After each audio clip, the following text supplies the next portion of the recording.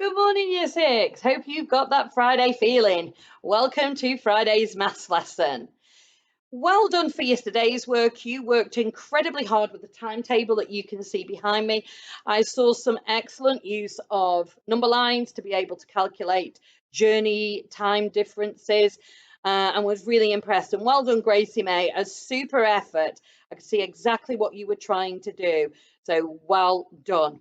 Okay, now normally we would do a starter at this point of the lesson, but I'm not going to because, as you see, I've got the page 39 from book 5 back up on the visualizer. And that's because the last 3 questions caused some of us a little bit of confusion. So what I thought I would do today is have a look at those misconceptions and see if we can work them out so that you know exactly what you needed to do. Okay. So, can you find your book 5 and turn to page 39, please? If you haven't got your book to hand, go and get it now. Okay, I think everybody's got their book. So let's have a little look then. So, question G says, I'm at Ashwell and I want to reach Pendleton by 5 o'clock. At what time is the last train I can catch? Now, it very cleverly put it in 12-hour time here, 5 p.m. And our timetable is in 24-hour clock time. But you were really clever, and you know that if we look at 24-hour clock time, 5 p.m. in the afternoon is 17. So we were looking for the numbers that began with a 17. So if I need to be in, I need to reach Pendleton at 5 p.m. If I have a look along at Pendleton, well, if I catch this train, I would be in 10 minutes late. Okay, that's 17:09, so almost 10 minutes late, I should say. So that wouldn't be the right train to catch from Ashwell because it leaves at 17:01. So it's leaving at the time that we want to actually be in Pendleton. So what we've got to do is have a look at the train before. Yes, it gets in considerably earlier. And I think that's what confused everybody. You were looking for the 17 and thought, oh, yeah, well, that's close. Okay. You needed to go for the 15:24 that gets in at 15:32. There's usually a coffee shop on the train platform, so you might be able to go and get a drink from there. Okay, so you were looking for the 15:24 there. Okay. Right, let's have a little look at H then. So I arrive at the train station at Antrobus at 12:10. How long will I have to wait for a train to Pendleton? Now, I think it was this part. I arrive at 12:10 that caused some issues because you were looking at Antrobus, and I think some of you were thinking, but there isn't a train at, there isn't a 12:10 here. What you needed to look at was your the timetable.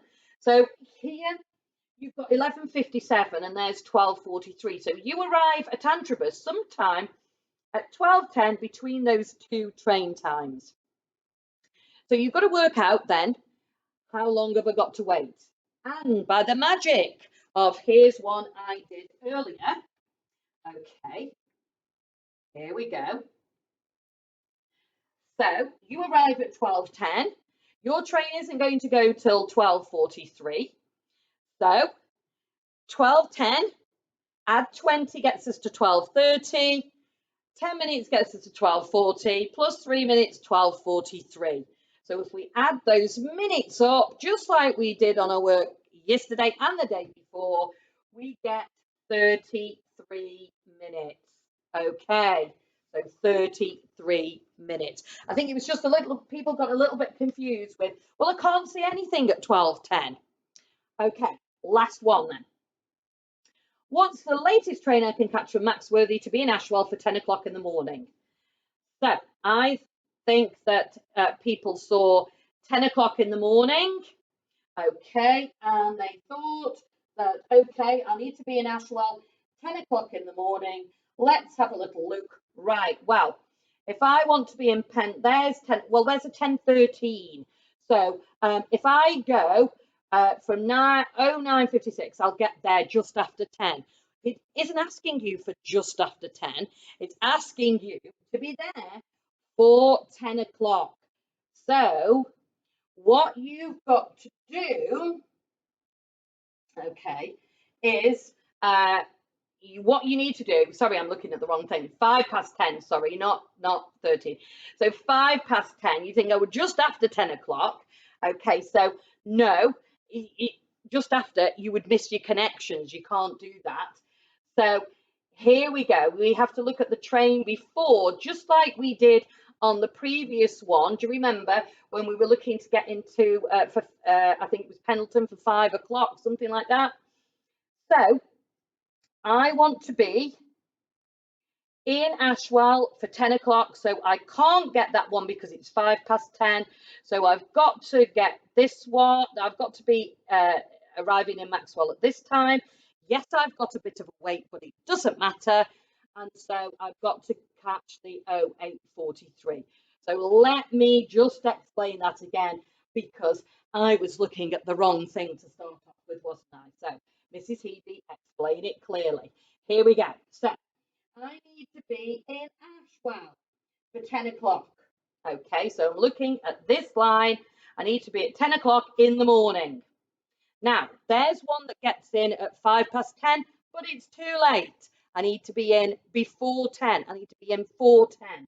So I can't leave Maxworthy at 09:56 because I'd arrived too late. So I need to look at the train before, which gets me in considerably earlier, but it's the right one to get in. So 08:43. Okay, and I arrive in Ashwell in plenty of time.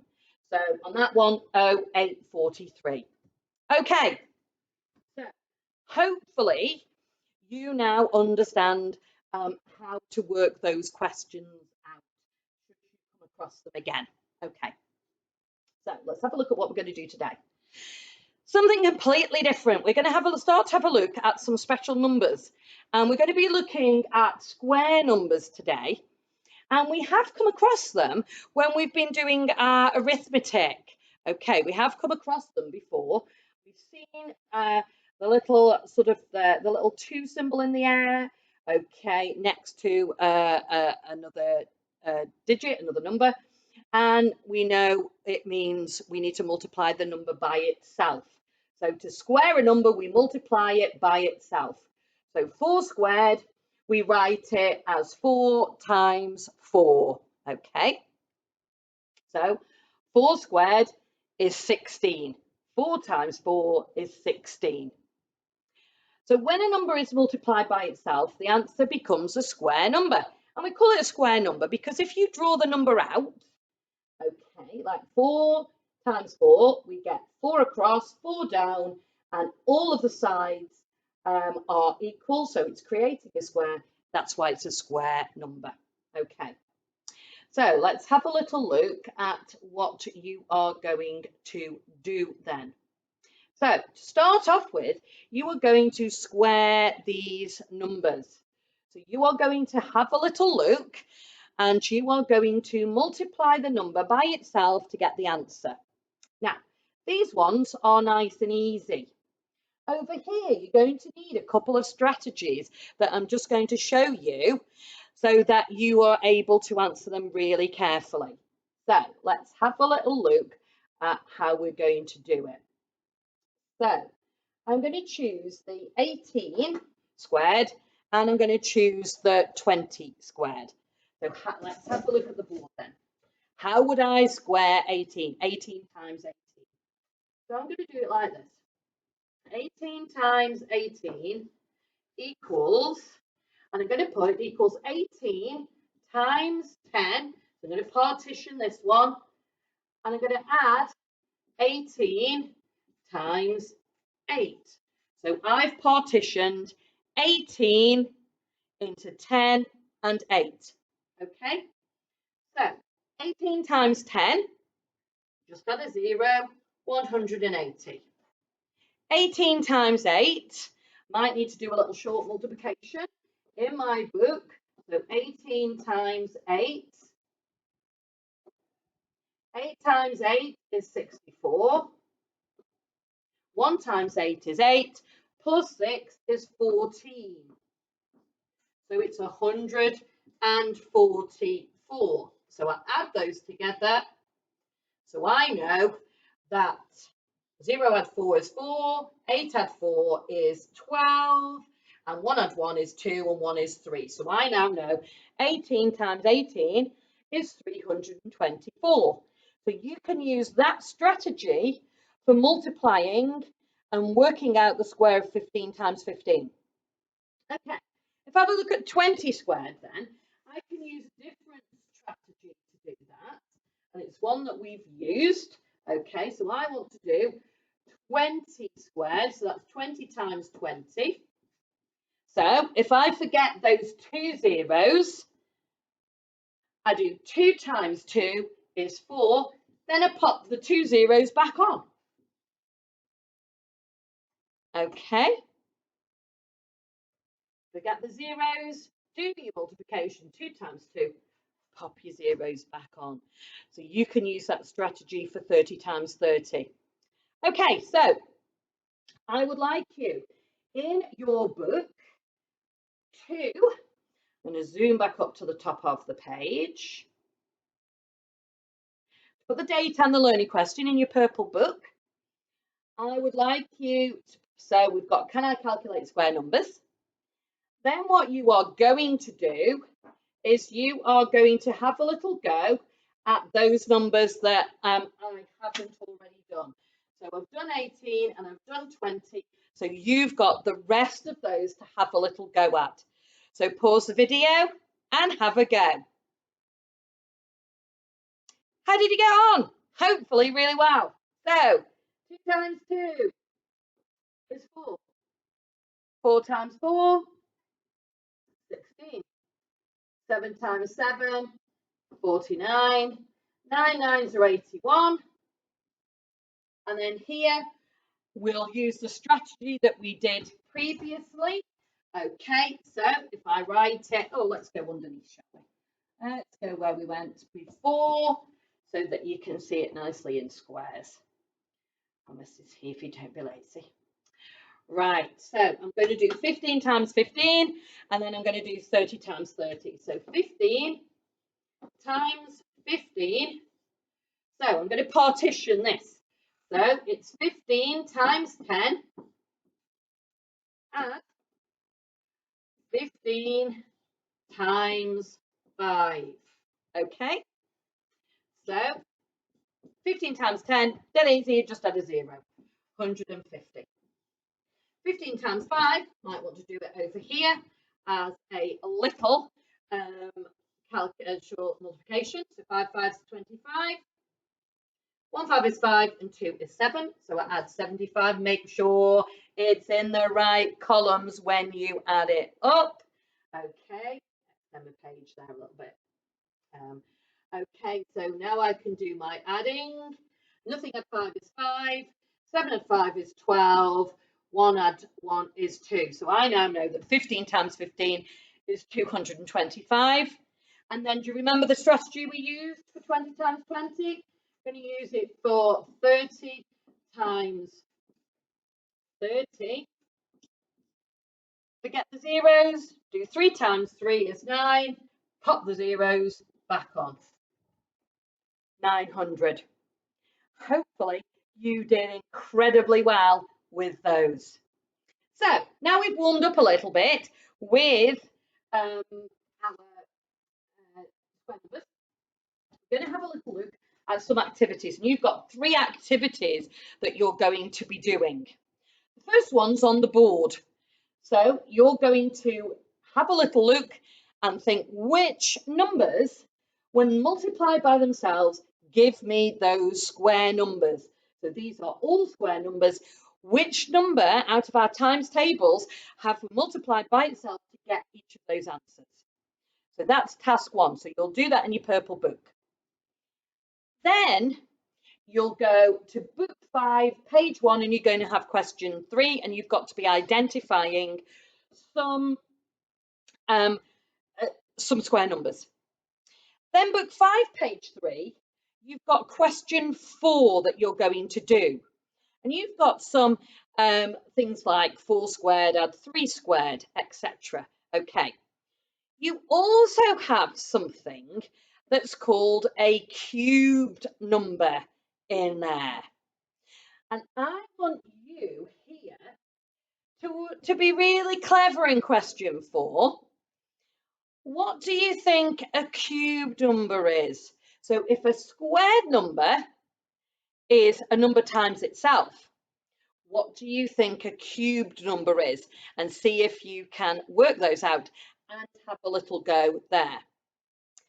When you've done those activities, what I would like you to do, please, is a challenge. And the challenge is here. And I've given you some little reminders on the board to help you. So the challenge says, Jess says, 7 squared is 14. Do you agree? And you need to explain why. So that means show me what 7 squared is. If you think it is 14, you'll agree and you'll show me that 7 squared is 14. But if you don't, okay, you're going to show me what 7 squared is, and so you can prove that it is not 14. Okay, so you need to do a little bit of calculation there and say, so you might say, I do not agree because 7 squared means 7, this equals that, not 14. Or you might say, I agree, 7 squared is 14 because 7 squared means 7, which equals 14. So have a little look, see if you can answer me that question. Okay, then you've got true or false. So what you've got to do here is you've got to give me some examples. So have a go at some. And rule of thumb, do at least 3. Okay, so it says here, true or false, the square of even numbers is always even. So if you think about even numbers, those are numbers that end in 0, 2, 4, 6, or 8. Okay, so you might decide, right, well, I'm going to do 2 do 2 squared, I'm going to do 4 squared, I'm going to do 6 squared, or 4 squared, 6 squared, 8 squared. Do I always get an even number when I square those even numbers? Okay, and then all square numbers have an even number of factors. So jot down some square numbers. So you might say, right, 25, 36, let's have a look, let's do 9. Do they always have an even number of factors? So factors are numbers which go into a number without leaving remainders. So I've shown you egg here. So 12, the factors of 12 are 1, 12, 2, 6, 3, and 4, because each of those numbers goes into 12 without leaving any remainders. So have a little look, pick 3 squared numbers, see how many factors there are. How many numbers go into your square number without leaving any remainders? And then the product of 2 square numbers is a square number. So product means times. So you might go for, right, well, 2 squared is 4 and 3 squared is 9. So 4 times 9 equals, and you've got 36. Is 36 a square number? Yeah, but we can't just say yes based on one. So what I'd like you to do is find other square numbers, multiply them by another square number and see if you get a square number as an answer. Okay, so you've got some investigating. It's quite a lot to do in the challenge. That's why you've got a few little activities to do with square numbers in the main part. The challenge, you've got a few little bits. So you've got to prove it. So just to recap, here you've got to prove it by showing me some working out here. Even numbers, 0, 2, 4, 6, 8. So you might decide that you're going to use those 3 and see if I square even numbers, do I always get an even number as an answer? Okay, so try and do 3 examples. So if I put 3 examples, okay, for that one. Same here. And I've put an example, 25 is a square number, 36 is a square number, 9 is. So what are all the factors of 25? What goes into 25 without leaving any remainders? So think about that. And I've given you an example of some factors up here so that you know what I mean. So same with 36, same with 9. And then this one, the product of 2 square numbers is a square number. So, right, so 2 squared is 4 times 3 squared is 9, and I get 36. So, oops, that's wobbled around, hasn't it? So equals 36.